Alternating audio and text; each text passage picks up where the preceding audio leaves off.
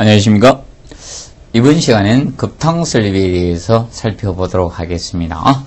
자, 이 급탕설비는 뜨거운 물을 공급해주는 이 급탕 부분 되겠죠. 그래서 이 급탕 방식에서 간략히 보실 거는 그래서 이제 급탕 방식 분류에서는 개별식 급탕법과 중앙식 급탕법으로 현재 나누어지고 있습니다.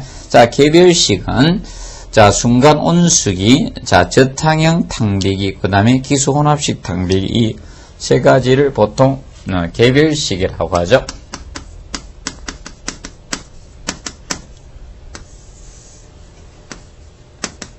순간 온수기를 즉시 탕비기라고 하죠. 배관의 일부분을 직접 데워서 물을 하는 것이 순간 온수기, 즉시 탕비기라고 보시면 되고, 그럼 보통 우리가 미용실이나 이발소 이런 데서 머리에 감겨주는 물이 순간 온수기일 겁니다. 그래서 이 저탕형 탕비기하고, 저탕형 탕비기, 그리고 기수 혼합식 탕비기가 있습니다. 기수 혼합식 탕비기에서 그래서 이것이 개별식에 해당이 됩니다. 그러면 차이점은 어떤 차이점이 있는가 하면 보통 사용 용도적인 차이점도 있고요. 그 다음에 하는 방법도 약간 차이가 있죠. 그래서 일단은 일반적으로 이게 순간 온수기는 미용실이라든지 이용실 이런데 다 쓰죠. 그리고 이제 주택에 개별 난방을 하는 주택들이죠.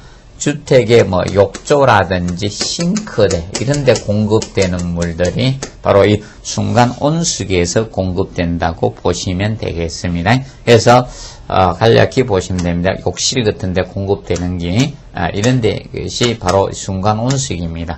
그 반면에 저탕형 탕비기는 이런 기숙사 같은 일시에 다량 물 쓰는 데입니다. 기숙사나 여관 같은 데 쓰는 게 저탕형 탕비기고요. 기수 혼합식은 공장이나 이런 병원 같은데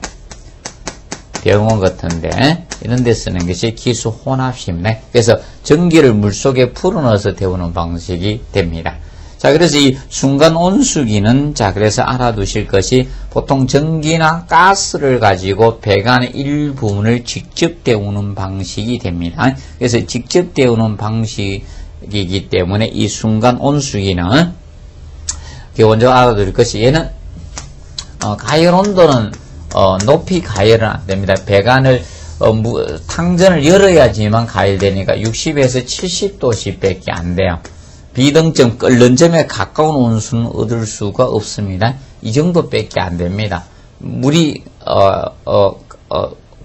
여러분이 물을 안 쓰면 가스가 공급이 안 됩니다. 그래서 대략 60에서 70도씨 정도 공급이 되고, 보통 가스 공급 원리가 보통 벤츄리간에 의해서 오리피스간이나 벤츄리간의 원리에서 보통 공급이 되고 있습니다. 그 다음에 이제 점화장치 역할을 하는 게, 점화장치가 보통 파일럿 프레임에 의해서 보통 점화가 됩니다. 파일럿 프레임은 이렇게 기둥같이 세워진 거에 작은 불꽃이 가스가 공급돼서 켜져 있습니다. 그것이, 에서 가스가 공급되면 자동으로 되는 것이 바로 이겁니다. 순간 온수기. 근데 이 순간 온수기는 처음에는 무조건 다 찬물이 나옵니다. 처음에는, 찬물이 나오는 방식입니다. 찬물이 나와요. 물을 뺄 때까지. 그래서 미용실에서 머리 감겨줄 때, 이렇게 쭉쭉 하다가 나중에 물 온도 되면 이렇게 감겨주는 거죠. 그 다음에 저탕형 탕비기는 기숙사나 여관과 같이 일시에 다량의 온수를 사용할 때 이때 쓰는 것이 저탕형 탕비기라고 보시면 됩니다. 그래서 이 저탕형 탕비기는 저거 형태로 보면 됩니다. 우리 편의점 같은데 컵라면 드시려고 보면 그 물탱크에서 물 따죠. 그게 커졌다라고 보시면 돼요. 그래서 거기 보면 그걸 점원들이 일정한 물을 온도를 가열한 거죠. 스모스 자동 온도 조절기에서 물을 가열을 하고 있는 거죠. 그래서 이 저탕형 탕비기는 탕비기 역할만 하는 것이 아니라 저탕조, 원래 저탕조는 뜨거운 온수를 저장하는 탱커지만 저탕조 역할까지 동시에 딱 해서 저탕형 탕비기라고 합니다. 그래서 이거는 그러면 저장을 했는데 자 물을 안 쓰면 계속 온도가 떨어지면 다시 돼야 되죠. 그래서 열 손실이 큽니다. 열 손실이 큰 방식이 바로 이 저탕형 탕비기고 얘는 근데 비등점에 가까운 온수를 얻을 수가 있죠. 비등점에 가까운 온수를 얻을 수가 있습니다. 그 측면이고, 그 다음에 이제 이 저탕형 탕비기는 우리가 알아두실 것이 온도를 조정하기 위해서 자동 온도 조절기 서모스탯이 필요하다는 거죠. 서모스탯. 자동 온도 조절기에서 온도가 조절되는 형태죠. 그래서 여기 필요한 개념이 됩니다. 그리고 기수 혼합식 탕비기는 공장이나 병원 같은 데서 전기를 풀어넣어서 데우는 방식입니다. 그렇다 보니까 자는 이거는 현열과 잡열을 둘 다 이용하다 보니까 효율이 좋죠. 연료율이 좋습니다. 그래서 연료율이 100%에 가깝죠. 그래서 연료율이 좋은 것이 기수 혼합식 탕비기고요. 전기를 물속에 풀어넣어서 데우다 보니까 소음이 발생합니다. 그래서 소음을 줄여주는 장치가 필요하죠. 소음을 줄여주는 장치가 소음이 크다 보니까 소음이 이제 클 수밖에 없습니다. 그래서 소음이 크다 보니까 소음을 줄여주는 장치가 필요한데 그것이 스팀 사일렌서죠. 사일렌서가 필요하게 됩니다. 그래서 소음을 줄여주는 장치입니다.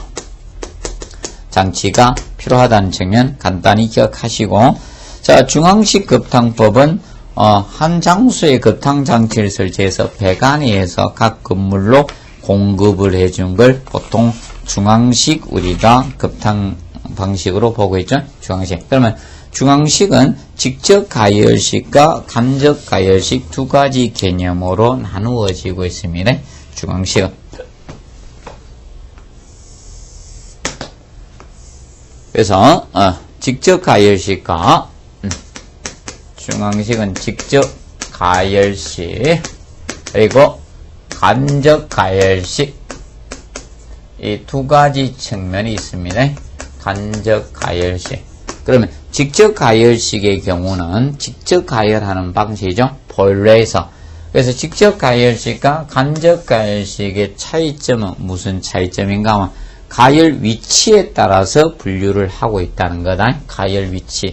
그러면 직접 가열식은 가열 위치 개념이 온수 보일러고, 자, 간접 가열식은 가열 위치가 저탕조라는 거죠. 그래서 얘는 보일러에서 직접 가열하는 형태가 아니라는 겁니다. 그래서 간접 가열식은 저탕조고, 그래서 개념상 차이가 있는 거다. 가열 위치. 그래서 가열 위치 개념의 차이가 바로 있는 것이 간접 가열식과 직접 가열식의 구분점이라고 보시면 되겠습니다. 그래서 그러면 일반적으로 가열 형태를 보다 보니까 이제 물의 공급이 보충수 공급이 이렇게 된 거죠.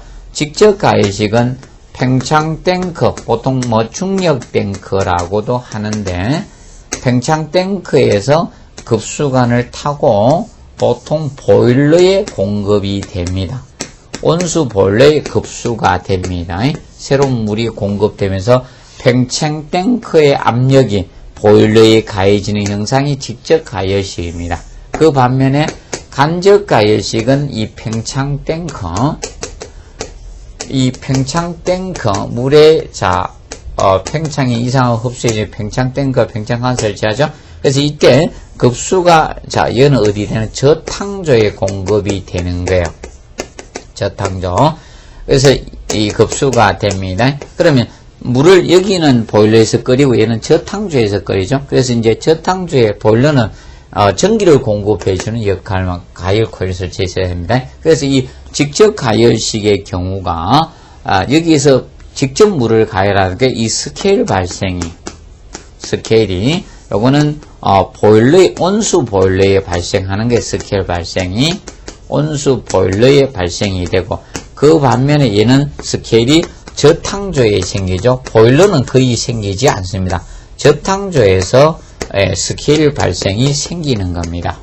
슬케이 발생이 되고, 그 다음에 팽창 탱크의 수압이, 자, 압력이, 이거는 보일러에 가해지고, 얘는 저탕조에 가해지게 됩니다. 그래서 이 보일러 내의 압력이 고압을 받을 수밖에 없네. 내의 압력이 고압입니다. 보일러 내의 압력이 고압으로 작용됩니다. 압력이 고압이 작용될 수밖에 없는 거고, 근데 얘는 압력이 어딘가 하면 이 저탕조에 가니까 보일러의 압력은 저압입니다. 보일러 내의 압력은 저압입니다. 이거는 고압일 필요가 없는 거예요.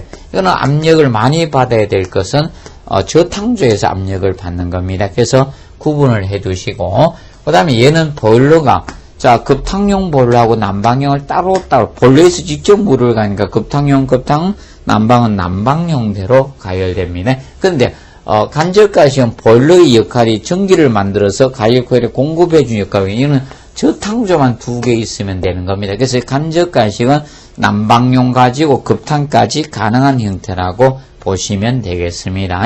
그래서 각각의 하고, 그래서 이제 대규모 건물은 간접가열식 형태를 씁니다. 이거는 규모의 제한을 받을 수밖에 없다. 규모가 크면 팽창된 높게 했을 때 그만큼 압력을 많이 보일러가 받는다는 겁니다.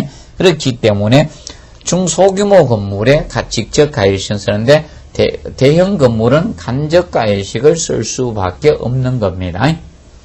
그 측면하고, 그리고 가열 코일이 필요한 것은 바로 간접가열식 가열 코일이 필요하게 됩니다.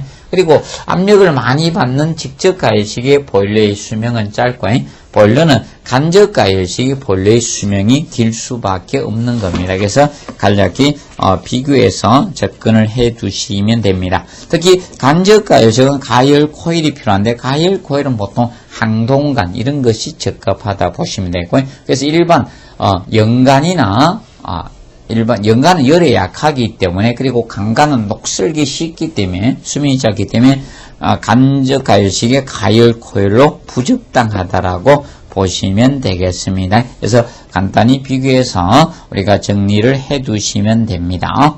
정리해 두시고, 그러면 간접 가열식은 난방용 보일러 가지고 급탕까지 가능합니다. 얘는 보일러가 한 대면서 저탕조를 데우는 저탕조 물탱크를, 온수탱크를 2개만 갖추면 되기 때문에 하나의 보일러 가능합니다. 자, 그리고 급탕 배관법이 나오는데, 자, 배관 방식에서 단간식과 복간식으로 나누어집니다. 그래서 단간식과 복간식의 차이점은 공급관인 급탕관만 설치된 건 단간식이고요. 그 다음에 공급관인 급탕관도 있고 순환관인 반탕관을 가진 걸 복간식이라고 하죠. 복간식 또는 순환식 이렇게 칭합니다. 그래서 복간식을 순환식이라고도 칭합니다. 이간식, 간이 2개라 해서 자, 이간식이라고도 하고 또는 순환식 이렇게 칭합니다. 같은 개념이다. 그러면 이 복간식은 공급관도 있고 순환관도 있는 겁니다. 그래서 이제 건물의 규모가 크면 복간식 형태로 갈 수밖에 없습니다. 그래서 이 복간식을 쓰게 되면 비용은 조금 많이 들어가지만 일반적으로 이거죠. 언제, 자, 항상, 자, 뜨거운 물, 온수를 사용할 수 있다는 거죠. 해전 초밥집처럼 초밥이 돌아가 언제든지 빼먹을 수 있는 것처럼. 그러면 중앙집중식 아파트의 경우는 거의 대부분이 이거죠. 그래서 이 복간식 형태에서 언제든지 우리가 뜨거운 물을 사용할 수 있도록 한다. 근데 그 복간식 방법 중에 리버스 리턴 방식이 있는 거예요.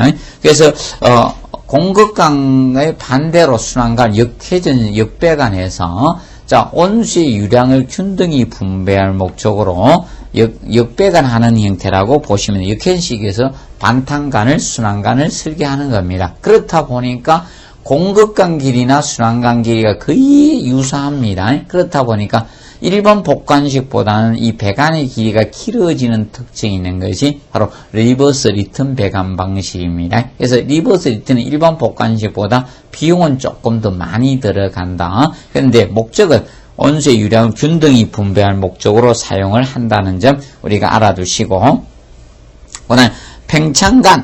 자, 팽창관은 우리가 일반적으로 이것을 팽창관이라고 하죠. 자, 그래서 보통 보일러가 있을 때, 보일러에서 이제 가열해서 급탕관을 통해서 공급을 했습니다.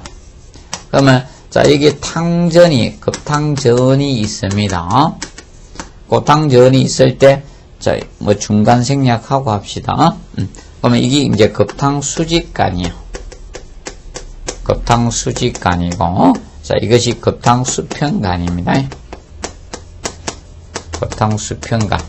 자, 행주간이 있습니다. 그럼 여기에서, 각 층에, 자, 이렇게 공급을 합니다. 공급을 했습니다. 그러면 이때, 자, 이 급탕수직간을 갖다가 이 연장해서 이걸 팽창간호로 합니다. 이걸 팽창간호로 해서, 이 팽창간호로 합니다. 팽창간을 우리가 다른 말로 안정간 또는 도피간이라고 칭합니다. 도피간. 그래서 자, 이 팽창탱크가 있을 때 이 팽창탱크 또는 충력탱크라고도 하죠. 그러면 이제 팽창탱크에서 물이 이제 보일러에 이제 보충수가 공급되는 거죠. 이게 급수가 되고. 그래서 이 팽창탱크를 높게 설치해서 자, 보통 순환을 시키고 있습니다. 이 높이 차이에서. 그래서 보통 개방식 팽창탱크는 그래서 옥상에 설치하고 밀폐식 탱크는 밑에 기기실 설치해서 하게 됩니다. 그럼 이렇게 해서 급탕은 뜨거운 물을 돌리는 것이 팽창탱크의 압력으로 돌리는 원리로 보시면 된다. 그래서 이 팽창간은 물이 팽창되겠죠. 또는 이상 압력이 생겨 그걸 도피시켜주는 간약에서 도피가 물의 팽창 없앤다 팽창간 안전밸브 역할을 해서 안전간이라고도 칭합니다. 그래서 요거는 요거는 급탕수직간을 연장해서 하는 거다. 요거는 급탕수직간을 연장 강경축수는 안 하고 급탕수직간을 연장해서 팽창간호 합니다. 연장하여 팽창간호합니다. 강경축수는 없고 그러면 급탕수직간하고 팽창간의 간경이 통일간경으로 보시면 된다. 그러면 이상압력을 도피시켜주는 간이니까 이 팽창간 도중에는 절대로 밸브류 설치는 금지네. 절대로입니다. 밸브 설치는 금하고 있습니다. 밸브 설치해서는 안됩니다. 이상압력을 도피시켜줘야 되기 때문에 그 개념을 우리가 알아두시면 되겠습니다. 보통 팽창간은 간경은 보통 이 급탕수직간, 수직간을 입상간 또는 입주간이라고도 하죠. 이거하고 통일 간경으로 설계를 하고 있습니다. 알아두시면 되겠고요. 그 다음에 이때 팽창탱크는 그 이상압력 흡수해주지만 주의할 것이 나중에 보충수, 보일러에 보충수를 갖다가 급수해주는 건 그럼 보충수 공급 역할도 팽창탱크가 하고 있습니다. 그러면 탱크는 보통 최고층 급탕전보다 일정 이상 높아야 돼. 그래서 5m 이상 높게 설치하는데 급탕전이 만약에 샤워나 세정밸브 이런 거일 때는 보통 8m 이상 높게 설계를 하는 것이 기본으로 잡고 있습니다. 여기 알아두시고 그다음에 급탕배관 설계적인 측면에서는 먼저 급탕배관은 보통 급탕관과 반탕관의 최소 간경은 보통 20mm부터 출발합니다. 보통 간경에는 자 간경은 미리 간경과 인치 간경이 있습니다. 인치 간경인데 미리 간경은 보통 A로 표현하고 인치 간경은 B로 표현을 하고 있습니다. A, B 이렇게 표현이 됩니다. 자 그러면 우리가 그래서 보통 최소 간경은 20mm가 급탕간이나 자 반탕간이 같습니다. 자 그런데 보통 보시면 이제 틀려지는데 보통 반탕간은 간경을 좀 적게 쓰게 됩니다. 그래서 기준 보시면 보통 반탕간이 좀 적은 간경을 쓴다는 개념 알아두시고요. 그 다음에 급탕간은 보통 급수간보다는 큰 간경을 쓰고 그 다음에 보통 급수간의 최소 간경 15mm부터 출발하지만 급탕간은 20mm부터 출발을 합니다. 최소 간경의 차이가 있고요. 그 다음에 급탕간은 온도가 높기 때문에 수명이 짧습니다. 보통 물의 온도가 10도씨 상승하면 배관부식은 2배가 촉진됩니다. 배관부식은 2배가 빨라집니다. 2배가 빨라져 버립니다. 그래서 급탕간의 수명은 짧다라고 봐주시면 됩니다. 자, 그리고 배관의 구배는, 자, 보통, 이 에어가 차기 쉽죠. 그래서 구배라는 것은 이겁니다. 수평에 대한 수직의 비율로 경사두다. 그러면 중력순환식 물의 온도차, 밀도차이로 한계하는 거죠. 이거 51대 1의 비율로 경사두라는 거, 이것이 50분의 1 구배입니다. 근데 강제순환식은, 자, 거기 이거 150분의 1이 되죠. 그래서 이거는 151대 1두고, 그 다음에 강제순환식은 200분의 1 개념이 된다. 그럼 누가 더 경사가 가파라지는가 하면, 중력순환식 약간 더 가파라지는 거죠. 예, 구배를 경사라고 치면 돼. 그 다음에 공기 빼기 밸브는, 자, 우리가 일반적으로 굴곡배관인 공기가 정체돼 조금 온수의 흐름이 원활하지 방해가 됩니다. 그래서 에어를 제거해주는 공기 빼기 밸브고, 그 다음에 보통, 일반적으로 배관 도중에, 자는, 이 급탕 배관 도중에는 스톱 밸브 사용을 금합니다. 슬루스 게이트 밸브를 사용을 합니다. 그래서 마찰 저항 손이 적은 밸브가 슬루스 밸브고, 마찰 저항수의 가장 큰 밸브가 스톱 밸브이기 때문에 스톱 밸브 사용은 금하라고 우리가 하고 있습니다. 그 점 알아두시고, 그 다음에 이제 배관의 이제 신축이음을 하게 되는데, 배관의 신축이음은 이것을 의미하죠. 자, 배관이 나중에 뜨거운 물이 가거나 이러면, 자, 팽창되다가 식으면 수축하죠. 그래서 저는 신축 팽창을 흡수해주기 위해서 배관의 신축이음새를 하는데, 그 신축이음새는, 자, 슬리브형, 벨로제형, 그리고 신축곡관, 스위블 조인트 대표적인 게 있죠. 뭐 요새 볼 조인트도 있긴 있는데, 자, 그러면 여기에서 보시면 슬리브형하고 벨로제형. 그래서 슬리브는 미끄럼 이음이라고도 하죠. 미끄럼, 슬라이딩 돼서. 그래서 미끄럼 이음이라고도 합니다. 슬리브형, 벨로제형, 주름살 모양으로 진 거. 그리고 신축 곡관은 말 그대로 곡관이죠. 그래서 3번에 신축 곡관. 신축 곡관은 루프형 이음이라고 하죠. 루프형 이음이라고도 칭하고요. 루프형. 말 그대로 굽은 간을 이용하는 거죠. 활용하는 겁니다. 이렇게 간을 굽혔죠. 이런 형태.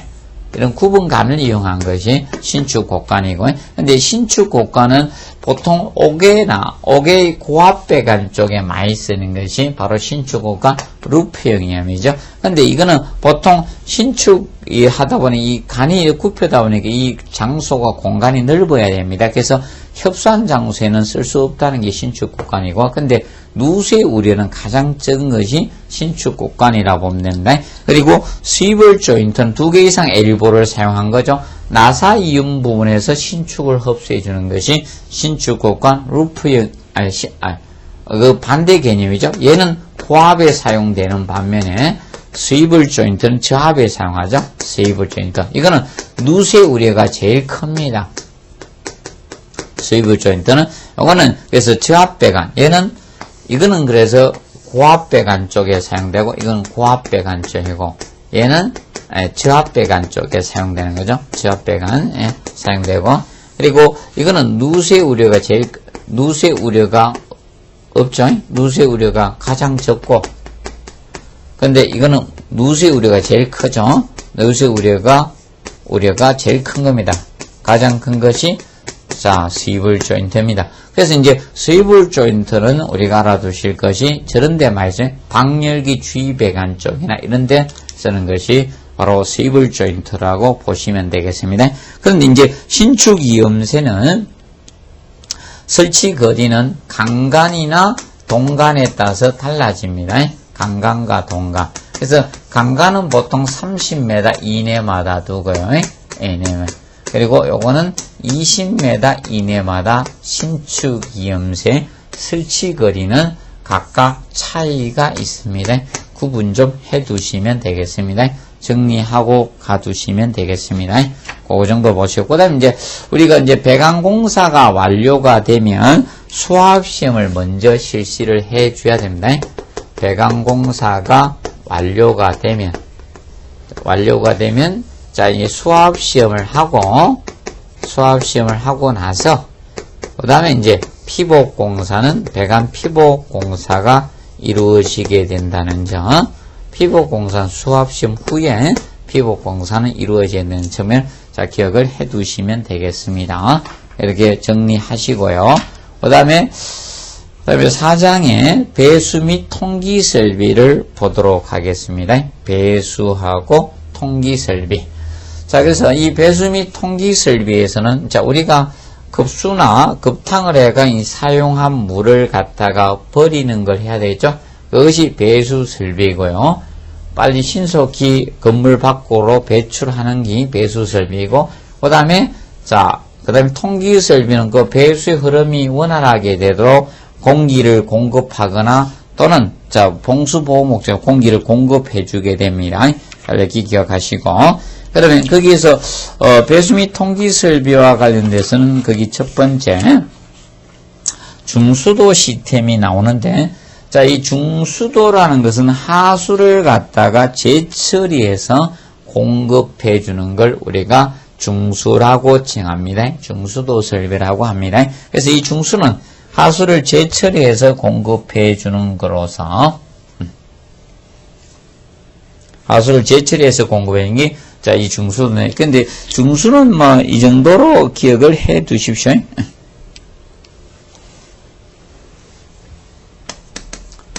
중수는 하수를 재처리한 것에, 이거는 보통 음용수로 공급은 하면 절대로 안 됩니다. 음용수. 사람이 마시거나 또는 조리하거나 이런 용도로 공급해서는 안 됩니다. 그래서 그런 용도로 공급해서는 안 되고, 그러면 다른 용도로는 공급할 수 있다. 중수는 자병수로, 잡단 용도, 청소용이나 대변기 세정용의 자병수로는 공급이 될 수 있다는 거 기억을 해 두시면 되겠습니다. 그래서 그 점 알아두시고요. 그 다음에 여기에서 이제 근데 필요할 것은 하수를 재처리해야 돼. 오수는 재처리하면 안 됩니다. 대변기 들어간 물을 재처리해서 공급해 줬다 하면 어느 누가 먹겠습니까? 그래서 오수는 이 중수의 그 자원이 될 수 없다는 거 그 측면을 간단히 이해해 두시고, 그 다음에 이제 그 직접 배수와 간접 배수를 했습니다. 그럼 배수 간에 직접 연결한 것은 직접 배수고, 간접 배수는 배수 간에 직접 연결을 했느냐 안 했느냐에 따라서 직접 배수와 간접 배수로 나누어집니다. 거기 직접 배수 개념하고 간접 배수, 간접 배수는 배수 간의 연결 여부를 가지고 따졌습니다. 그렇게 보시면 되고, 그래서 이 간접 배수는 연결 안 했다는 겁니다. 이거는 배수 간에 직접 연결이 안 됐다는 거죠. 배수 간에 직접 연결이 안 된 거예요. 연결이 안 된 거, 이것을 간접 배수라고 보시면 됩니다. 그래서 이제 냉장고나 색도기, 공기 조화기 이런 것들은 바로 직접 배수 간에 연결이 안 돼 있습니다. 이런 것을 여러분들이 간접 배수라고 보시면 되겠습니다. 간접 배수. 그리고 이사 갈 때 거의 들고 다니시는 것들이 간접 배수입니다. 그러면 이런 건 간접 배수가 아닙니다. 여러분들 욕실에 욕조라든지 쇠면기나 싱크대 이런 거 안 들고 다니죠. 그런 거는 직접 배수고, 간접 배수는 이렇게 보면 배수 간에 직접 연결이 안 돼 있는 거, 이런 형상으로 보시면 되겠습니다. 알아두시고, 그 다음에 그 배수관 강경 결정에 대해서 나왔습니다. 자, 배수관 강경 결정에서는 보통 단위시간 최대 유령 기준을 결정한 것이 합리적이면서 동시 사용률과 사용 빈도를 감안해서 배수 부하 단위를 이용해서 우리가 강경 결정하는데, 자, 이 세민기의 배수량이 보통 배수 부하 단위 기준을 설정을 하고 있습니다. 그러면 이 배수관에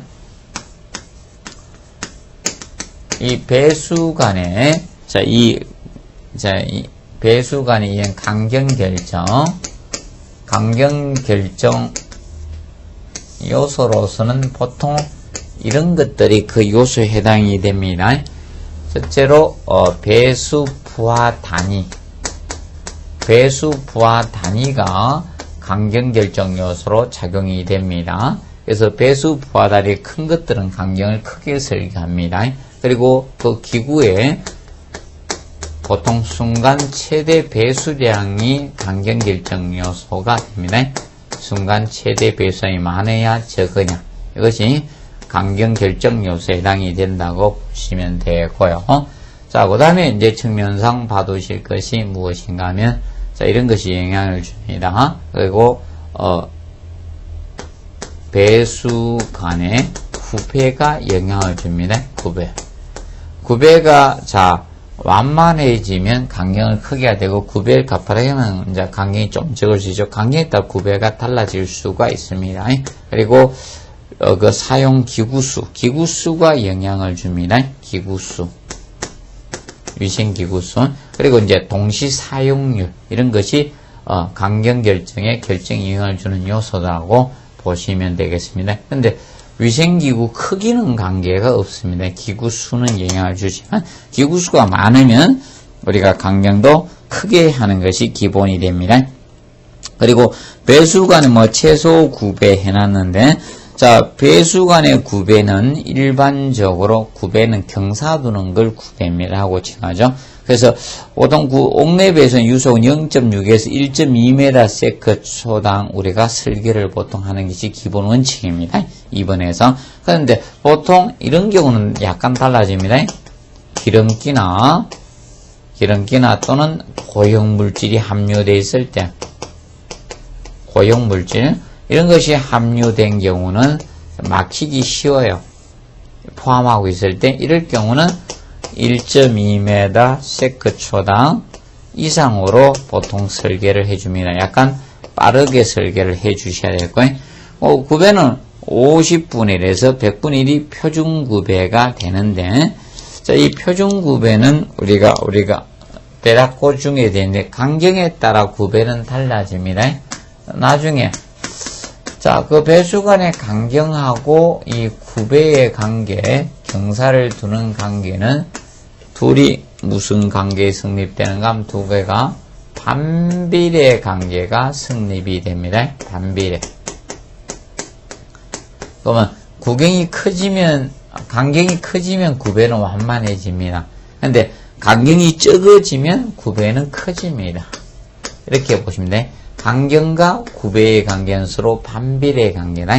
그래서 작은 간이 막히기 쉽습니다. 그래서 작은 간을 할 때는 구배를 갖다가 더 크게 해줘야 됩니다. 경사를 가파르게 한다는 점 간단히 기억을 해 두시면 되겠습니다. 간단히 봐두시고요. 그 다음에 그래서 구배는 완만한 오물 씻어내는 힘이 약해지는 구배를 갖다 크게 해줘야 됩니다. 특히 그래서 내병기 이런 것은 구배를 크게 하고 있다는 점 알아두십시오. 이렇게 기억하고 그 다음에 거기서 볼 때 트랩 부분이 나오는데 트랩 부분 이 트랩은 보통 배수관 속에 악취라든지 유독가스 이런 것이 실내로 침투할 것을 목적으로 방지하는 것이 바로 트랩인데 그래서 이 트랩하고 통기관하고 헷갈리면 아니 됩니다. 통기관하고 통기설비하고 그 목적이 약간 차이가 있습니다. 그러면 자 그래서 먼저 거기 보시면 트랩 중에는 자 이 트랩에서는 우리가 사이펀식 트랩이 거기 나오고 있습니다. 사이펀식 트랩. 그러면 사이펀식 트랩은 일반 간 트랩이라고 합니다. 사이펀. 그래서 사이펀식 트랩 이거는 파이프형 트랩이죠. 간으로 된 트랩입니다. 그래서 보통 파이프형 트랩이라고도 하고 파이프형 트랩이라고도 칭해집니다. 자, 기억하시면 됩니다. 그러면 이 사이펀식 트랩, 이 간 트랩의 경우는 거기 SP, S트랩, P트랩, U트랩 이렇게 나오죠. 그리고 4분의 3에서 나오는데 이런 것은 자 일반적으로 이겁니다. SPU는 생긴 형상에 따라 불렸죠. 생긴 형상이 모양이 어떻게 생겼냐 해서 SPU 트랩 한 겁니다. 또는 4분의 3에 쓰다 이렇게 한 겁니다. 그러면 S 트랩 하면 이거는 다 있는데 대변기만 기억하시면 됩니다. 대변기. 자, 그래서 대변기는 자, 이 가장 고형 물질 큰 기 내려가기 때문에 보통 S트랩을 써주는 S대라고 암기하시면 되겠고, 그 다음에 P트랩이 바로 세면기입니다. P트랩은 세면기고, P트랩은 세면기가 P트랩을 사용합니다. 그래서 보통 배수 입관을 갖다 댔죠. 그런데 S트랩은 가장 배수가 잘 돼요. 배수가 잘 되니 고로 사이펀장이 잘 생기다 보니까 봉수 파괴도 가장 빈번히 생기는 게 S트랩이라고 보시면 되겠고, 그 다음에 P트랩은 여기서 보통 이 세면기 위생이 많이 사용되는 거죠. 세면기에서. 그래서 보통 배수 입관이 벽 속에 들어가 있습니다. 벽 속에 수직관이. 그래서 방수벽을 통과하지 않게 해서 P트랩 쓰죠. 자, U트랩은 생긴 모양은 U트랩이고 역할에 따라서 가옥 트랩, 메인 트랩이라고 칭하는 거예요. 그러면 공공하수도 간의 가스가 가옥으로 건물 내로 들어온 걸 방지한다 해서 가옥 트랩, 메인 트랩, 역할에서 가옥 메인 트랩이라고 보시면 되고, 설치는 배수 행주간 수평이죠. 배수 행주간 도중에 설치하는 겁니다. 행주간 도중에 설치를 해주는 겁니다. 그런데 배수 행주간 도중에 설치하다 보니까 유속을 제하는 결점을 가지고 있는 것이 바로 U트랩이라고 보시면 되겠습니다. 이렇게 정리를 해 두시고요. 간단하게 보시면 됩니다. 그래서 우리가 각각의 트랩에 어디에 사용하는가 알아두시고요. 그 다음에 비사이펀식 트랩이 나오는데 그것을 용접형 트랩이라고 하죠. 비사이펀을 용접형 트랩이라고 칭합니다. 용접형 트랩. 그래서 이 비사이펀식 트랩은 드럼 트랩이나 벨 트랩, 저지크도 비사이펀이죠. 사이펀 간 트랩이 아니라는 겁니다. 그래서 용접형 트랩은 뭐 드럼 트랩, 드럼처럼 생겼다. 이것도 드럼과 벨 트랩도 형상이죠. 종처럼 생겼다 해서 벨이라고 칭하는 겁니다. 벨. 그래서 드럼은 그래서 이 드럼 트랩은 주방의 싱크대에 보시면 우리가 열어보면 여기 둥그런 봉 하나씩 둥그렇죠.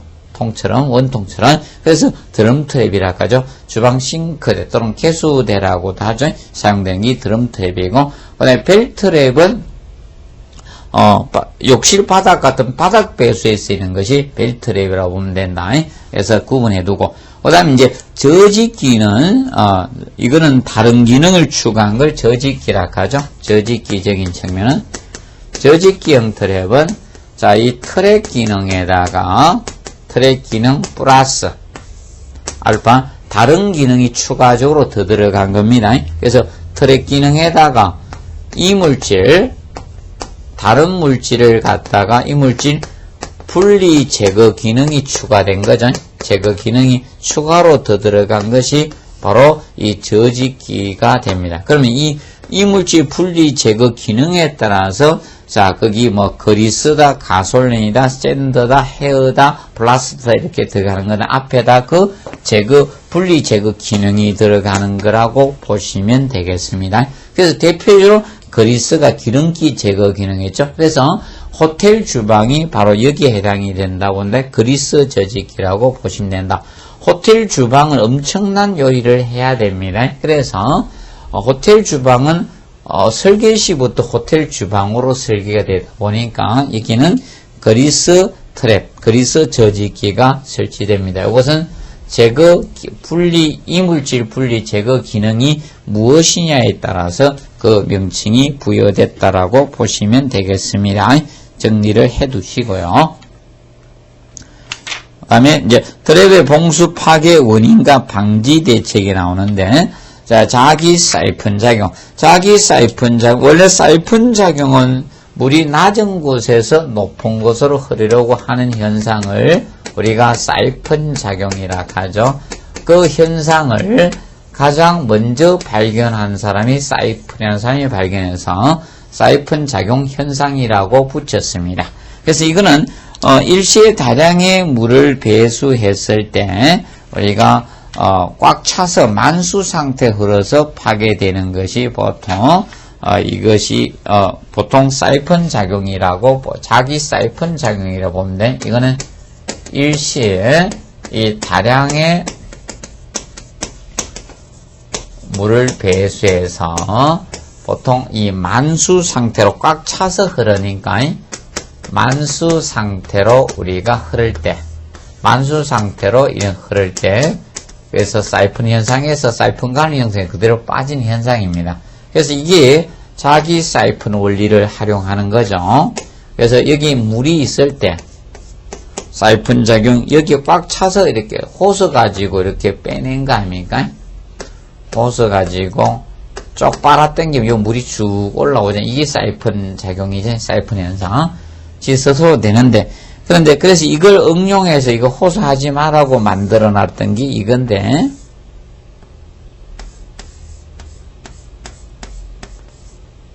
이렇게 돼 있던 거 옛날에 보셨을 겁니다. 기름 넣는데 여기에 사이펀 작용 이용한 거든. 요새 자사가 너무 그대로 넘어가는데 끝까지 자산분들은 사이펀 작용을 몰랐다는 겁니다. 그래서 이게 자기 사이펀 작용입니다. 그래서 이제 자기 사이펀 작용으로서 자 방지하기 위해서는 방지 대책으로는 뭘 쓰는가 하면 방지 대책은 공기를 공급하는 통기관 설치하면 방지를 할 수가 있는 겁니다. 그래서 알아두시고 그 다음에 유인 사이펀 작용, 흡인 작용, 흡출 작용이라고도 하죠. 그래서 흡출 작용, 유도 사이펀, 유인 사이펀 작용이라고 하죠. 유인 사이펀 작용 또는 흡인 작용이라고도 하고 흡인 작용. 자, 이거는 보통 수직간에 가까이 배치돼 가지고 그래서 이 배수 수직간 가까이에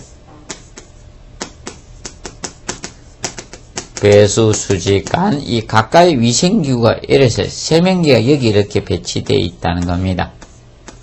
드래버로 해가지고 현재 이런 식으로 해서 여기에 자 트랩이 이렇게 되니까 여기 수직 여기에다 바로 이렇게 배치한 거예요.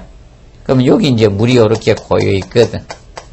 자 그래서 위에서 물을 내렸습니다. 내니까 이 수직간에 일시적으로 뭐가 생기는 진공 상태가 생기는 거야. 순간적으로 이 진공 상태가 생기니까 얘가 빨려 들어간 거죠. 이 물이 여기서 내려오지 않았는데 배수 수직의 진공 상태, 일시적 진공 상태가 생겨서 또는 감압 상태라고 보면 되죠. 순간적으로 이 진공 상태 또는 압력이 주는 감압 상태가 되다 보니까 얘가 빨려 들어가는 거야. 이것을 우리가 흡출작용, 흡인작용이라고 칭합니다. 그럼 이것을 방지하기 위해서 통기관 설치하면 되겠죠. 기본적인 통기관. 그래서 얘도 방지대처 대표로 통기관 설치해주면 될 거고 통기관, 공기를 공급해준 간 설치하면 된다. 근데 이 상태가 하류, 하층이 됐을 때 문제가 생긴다는 거죠. 이것이 수직간 가까이 있는 기구가 배수 수직간이 있을 때 여기에 가까이 있는 기구가 여기가 하류 하층이 되면 이제 문제가 변기가 있던 간에 자 이렇게 있었습니다. 자 여기가 하류 하층이 돼 버렸어요. 여기가 하류나 하층이 돼 버렸어요.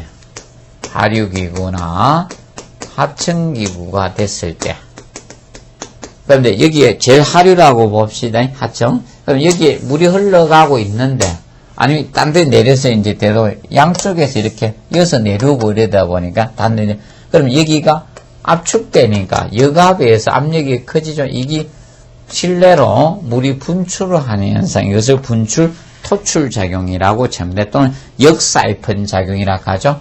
이 분출 토출 작용은 분출작용, 이 토출, 역사이펀 작용. 자, 이 경우는, 이 수직 배관에 가까이 있는 기구 상태가 하류나 하층이 됐을 때, 이 건물 내로 도로 이 봉수가 분출하는 현상, 토출하는 현상을 분출, 토출 작용에 실내적으로 불어내는 거예요. 그럼 이거는 이 배수 수직간에서 이 역압에 의해서 생기는 거죠. 역압 상태에서. 압력이 커지다 보니까 반대로 풀어내는 현상을 분출 토출 작용이라고 합니다. 그럼 이걸 방지하기 위해서도 동일하게 통기관을 설치를 해주면 가장 기본이 방지대책은 통기관 기본 잡으면 되겠죠. 통기관을 우리가 설계를 해주시면 되겠습니다. 그 점 명심해 두시고, 자, 그 다음에 모세관 현상. 모세관 현상은, 자, 이거는 기구하고는 관계없이 여기 머리카락이나 천조각 같은 게 또는 실이 이렇게 끼었습니다. 그러면 이걸 타고 넘어간 현상이 모세관 현상, 모세관 장애죠. 그럼 이거는 제거해주면 될 거다. 머리카락, 실이나 천조각, 걸레 이런 것을 제거해주면 그래서 이 찌꺼기 고용물질을 제거해 주시면 되겠습니다. 그리고 정발이라는 것은 위생기구를 오랫동안 사용을 안 했습니다. 그러면 오랫동안 사용하지 않기 때문에 이것이 뭐가 될 수 있다? 정발이 될 수 있죠. 날아갑니다. 그러면 이거는 유막을 형성시키죠. 그래서 기름을 뿌려가지고 위에 유막을 형성시키면 물에 위에 기름이 떠있기 때문에 안 되겠죠? 봉수가 파괴되지 않을 겁니다. 기름 뿌려주면 됩니다. 그리고 운동 양양 간성작용. 자, 강풍이나 물을 자주 내려다 보니까 배수관 속의 압력의 변동이 심한다. 위에서 바람이 확 불다 보니까 배관 내 압력 변화가 크다 보니까 이 봉수가 요동이 치고 있는 상태에서 물을 확 내린다는 거죠. 그때 우리가 따라가는 게 바로 운동량의 간성장애 강풍시 기억하면 된다. 근데 이거는 방지대책처럼 격자 석쇠를 설치하는데 이 석쇠를 갖다가 설치하는 게 방지대책에 이 줄여서 격자세라고도 하고. 근데 이제 격자 석쇠를 설치를 못하는 데가 대변기 쪽입니다. 대변기는 보면 얘를 설치할 수가 없어요. 대변기에 이거 설치하면 그러겠다는 거죠. 그래서 간혹가다 강풍이 이렇게 불 때 이겁니다. 변기 내에 물이 봉수가 이렇게 있어야 되는데, 봉수가 이 정도 차 있어야 되는데, 이게 내려간 적게 있네. 그건 봉수 파괴된 겁니다. 그래서, 근데 이 운동영향 간성작용은 이겁니다. 보통 얘는 통기관 가지고는 방지할 수 없다라고 보시면 된다. 그래서 이 격자 석쇠를 설치를 우리가 해 주셔야 됩니다. 그래서 이 격자 석쇠 개념은 운동량 간성작용의 방지 대책으로 격자 석쇠를 우리가 사용하고 있다는 측면 우리가 알아두도록 해 두시고, 그래서 서로 방지 대책과 그 현상에 대해서 정확히 학습을 우리가 해 두시기 바랍니다. 그래서 이런 분야도 낼 수 있으니까 그런 분야에 대해서 잘 정리를 하시기 바랍니다. 그래서 이번 시간은 여기에서 마무리하고 다음 시간에 그 통기 설비하고 위생 설비 이런 부분에 들어가도록 하겠습니다. 위생기구나 배관 설비에 들어가도록 하겠습니다. 자, 수고하셨습니다.